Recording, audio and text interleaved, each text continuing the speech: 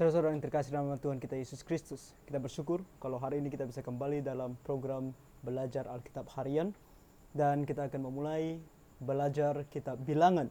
Hari ini kita akan melihat Bilangan pasal yang pertama ayat 1 sampai 16. Dan seperti biasa sebelumnya mari kita nyanyikan satu lagu pujian, nyanyian pujian nomor 246, Ku Percaya Pada Yesus. Ku percaya pada Yesus dan firman-Nya yang bakal. Ku bersandarkan janji-Nya, turut sabda yang mulia. Yesus, Yesus, ku percaya selamanya setiawan. Yesus, Yesus, indah mulia imanku, oh tambahkan.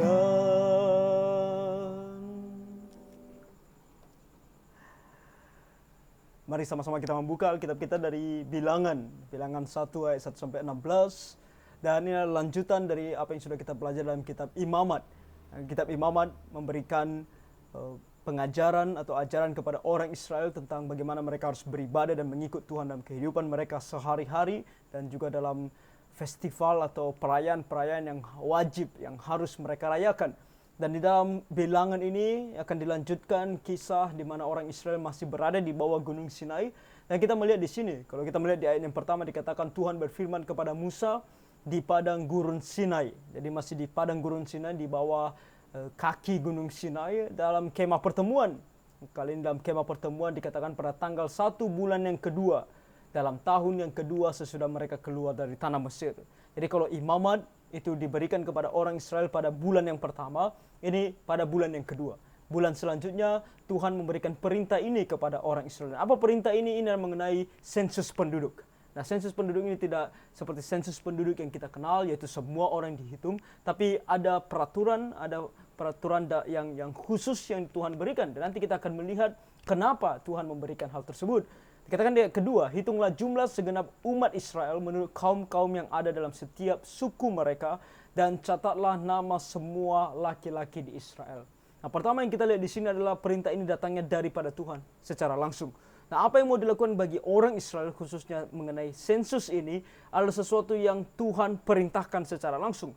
Nah, kalau ini adalah sesuatu yang Tuhan perintahkan secara langsung, maka bagaimana cara melakukannya juga harus sesuai dengan apa yang Tuhan mau. Maka pagi hari ini atau hari ini kita mau melihat bahwa hal yang Tuhan mau untuk dilakukan harus dilakukan sesuai dengan apa yang Tuhan perintahkan atau sesuai dengan kehendak Tuhan. Nah, dalam konsep kita sebagai gereja atau sebagai orang Kristen zaman sekarang, apapun yang mau kita lakukan baik dalam kehidupan pribadi sebagai saksi di hadapan Tuhan maupun dalam kehidupan kita dalam pelayanan dalam gereja, kita harus pastikan semuanya sesuai dengan kehendak Tuhan. Dan kehendak Tuhan tersebut kita bisa baca di dalam firman-Nya, makanya kita harus membaca firman Tuhan. Dan di sini Tuhan mau sensus ini atau perhitungan penduduk yang tidak semua ini dilakukan sesuai dengan apa yang Tuhan mau. Karena kalau tidak Tuhan perintahkan dan tidak dijalankan sesuai dengan apa yang Tuhan mau, Tuhan bisa murka. Nah, kalau kita membaca Alkitab, kita akan tahu bahwa suatu hari nanti kita akan sampai ke sana kalau Tuhan tolong. Ada Daud yang melakukan sensus penduduk, tapi tidak diperintahkan oleh Tuhan. Maka Tuhan marah terhadap Daud. Kalau ini Tuhan yang perintahkan, maka dilakukan. Makanya kita juga harus waspada. Dalam kehidupan kita jangan kita melakukan hal-hal yang Tuhan tidak perintahkan kepada kita. Apalagi kalau melakukan hal-hal yang tidak sesuai dengan kebenaran firman Tuhan. Nah, sini diberikan kepada kita perintahnya atau kepada orang Israel perintahnya, dan peraturannya adalah yang dicatat hanya nama semua laki-laki di Israel.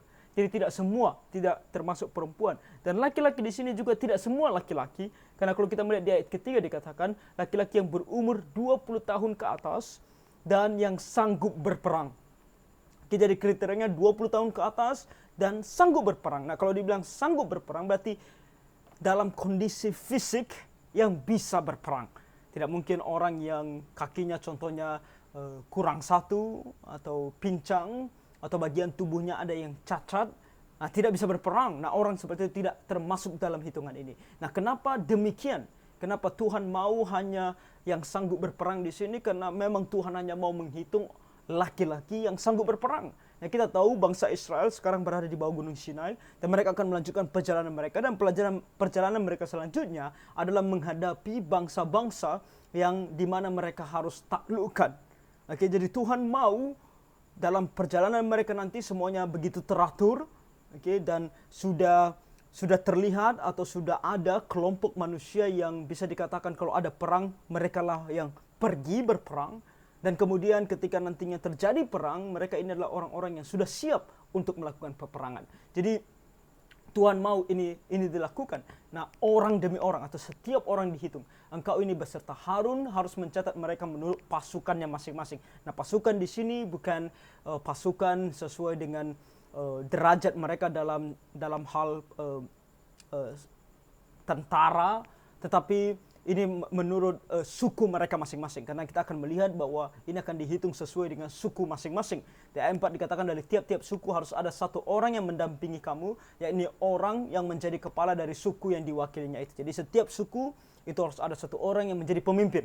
Ya, menjadi pemimpin suku tersebut. Dia adalah orang yang bisa dipercaya dan seorang yang betul-betul bisa memimpin sukunya. Dan dia harus ikut bersama-sama dengan Musa dan Harun di dalam menghitung. Karena dia orang yang pasti akan mengenal seluruh anggota sukunya, dan dia tahu siapa mereka, dan dia juga tahu apa kelebihan dan kelemahan mereka, apakah mereka bisa berperang atau tidak. Nah, ini adalah satu hal yang Tuhan perintahkan kepada orang Israel. Dan di sini kita melihat di ayat ke-5, dan inilah nama semua orang yang harus mendampingi kamu, dan ditentukan oleh Tuhan yang tahu siapa mereka, Tuhan tahu kualitas mereka. Dan Tuhan katakan dari suku Ruben ada Elizur bin Shedeur, dari suku Simeon ada Selumiel bin Zurishaddai, dari suku Yehuda ada Nahason bin Aminadab, dari suku Issakhar ada Netaneel bin Zuar, dari suku Zebulon ada Eliab bin Helon, dari keturunan Yusuf Elisama bin Amihud, dari suku Efraim, dan Gamaliel bin Pedazur dari suku Manasye. Kita tahu keturunan Yusuf terbagi dari dua, yaitu Efraim dan Manasye.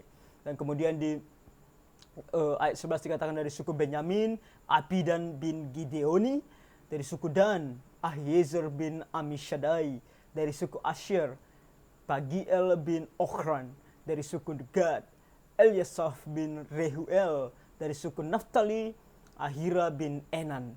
Itulah orang-orang yang dipilih dari umat itu masing-masing sebagai pemimpin dari suku bapa leluhurnya. Mereka inilah kepala pasukan Israel. Nah, sebelum kita menutup ini, kita melihat di sini ada satu suku yang tidak ada. Ada Ruben, ada Simeon, ada Yehuda, ada Issakhar, ada Zebulon, ada Efraim dan Manasye. Kemudian ada Benyamin, ada Dan, ada Asher, ada Gad, ada Naftali. Ada satu suku yang tidak ada di sini, yaitu suku Lewi.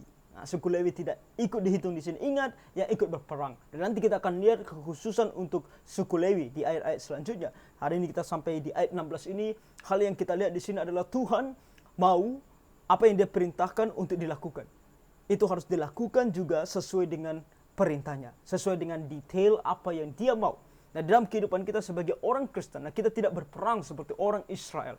Oke, kriteria seperti halnya yang berbicara secara fisik, yaitu yang bisa berperang, tidak diberikan kepada kita. Tetapi dalam konsep yang sama atau prinsip yang sama, berperang dalam artian kerohanian. Tugas kita sebagai orang Kristen adalah berperang secara rohani, yaitu melawan godaan iblis, dan tentunya juga pergi bersaksi bagi Tuhan, membuat orang percaya kepada Tuhan. Itulah salah satu misi kita. Jadikanlah segala bangsa muridku, itu kata Tuhan di dalam Matius pasal 28, sebagai misi kita sebagai orang Kristen. Nah, di dalam melakukan ini kita harus siap. Makanya firman Tuhan katakan kepada kita itu seperti tentara yang harus siap berperang. Kita harus menggunakan pedang di dalam berperang. Pedang di sini kalau orang Israel secara fisik, kita secara rohani, dan pedang kita adalah firman Tuhan. Nah, firman Tuhan berkata bahwa Alkitab atau firman Tuhan seperti pedang bermata dua. Jadi itulah alat kita untuk menyampaikan kebenaran firman Tuhan. Dan inilah perintah-perintah Tuhan kepada kita. Dan kehidupan kita sehari-hari. Baik kita menjadi seorang laki-laki, sebagai seorang perempuan, sebagai seorang ayah, sebagai seorang ibu, sebagai orang tua, sebagai anak, sebagai pekerja, baik itu bawahan maupun atasan, dalam kehidupan sosial, dalam berteman, dalam bersahabat, dalam berhubungan, dalam artian berpacaran contohnya atau menikah, dalam segala hal, baik kita sebagai murid, baik kita sebagai guru, dalam bagian apapun dalam kehidupan kita. Nah, kalau kita mengatakan aku ini orang Kristen, kalau aku ini anak Tuhan, nah, dalam setiap bagian tersebut itu adalah hal yang Tuhan inginkan.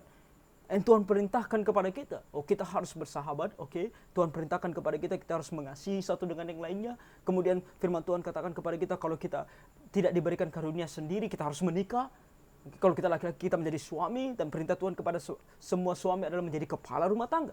Kepada semua perempuan yang menjadi istri, firman Tuhan perintahkan kepada kita untuk menjadi penolong bagi suami. Dan kemudian kita menjadi orang tua yang seperti apa? Semuanya ada di dalam Alkitab, semuanya ada dalam firman Tuhan, baik perintah Tuhan maupun detail bagaimana cara melakukannya. Kalau aku mau menjadi seorang ayah, aku harus menjadi seorang ayah seperti apa di hadapan Tuhan. Kalau aku menjadi seorang ibu, ibu seperti apa di hadapan Tuhan. Kalau aku menjadi anak, aku anak seperti apa yang seharusnya, yang sesuai dengan kebenaran firman Tuhan. Itulah hidup kita yang akan berkenan kepada Tuhan. Orang Israel di sini menjadi sebuah bangsa yang telah dipilih oleh Tuhan. Dari Abraham, Tuhan katakan kepada Abraham, keturunanmu akan menjadi banyak. Nanti kita akan melihat ketika mereka dihitung, hanya laki-laki di sini sangat banyak. Jumlah mereka cukup banyak. Yaitu adalah pemenuhan akan janji Allah kepada Abraham bahwa keturunanmu akan menjadi bangsa yang besar. Sekarang mereka sudah menjadi sebuah bangsa. Oke, penduduknya sudah banyak.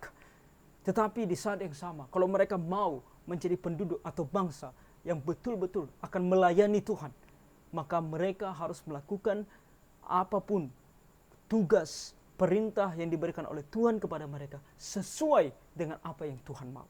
Dan dalam kehidupan kita sebagai orang Kristen juga sama. Tuhan telah memilih kita, Tuhan telah selamatkan kita dari segala dosa kita, keluarkan kita dari perbudakan dosa, dan kita bisa menjadi anak-anak Tuhan. Maka kalau kita mau mengatakan, aku mau hidup bagi Tuhan, aku mau beribadah kepada Tuhan, baik secara pribadi maupun gereja, mari kita membaca firman Tuhan. Mari kita pelajari apa yang Tuhan mau, dan kita lakukan. Menjadi orang Kristen bukan berarti merdeka untuk melakukan apa saja yang kita mau. Tetapi menjadi orang Kristen adalah satu tahapan di mana kita mau menaati setiap hal yang Tuhan katakan dalam firman-Nya. Maka jangan henti-henti belajar firman Tuhan. Setiap hari kita akan mencoba untuk belajar firman Tuhan harian. Ada kelas-kelas belajar Alkitab. Kalau di gereja kita ada bedah belajar doktrin Alkitabiah. Setiap hari Rabu jam 7 malam. Bagi kita yang ada di Batam, boleh ikut ke gereja. Atau bagi kita yang ada di luar Batam, kita bisa mengikutinya melalui Zoom. Hubungi saya jika mau linknya. Hal-hal ini penting. Karena kita mau belajar firman Tuhan. Supaya kita tahu apa yang Tuhan mau. Dan kita mau lakukan. Supaya hidup kita sungguh menyenangkan hati Tuhan. Dan mempermuliakan namanya. Itu renungan kita hari ini. Tuhan kiranya memberkati.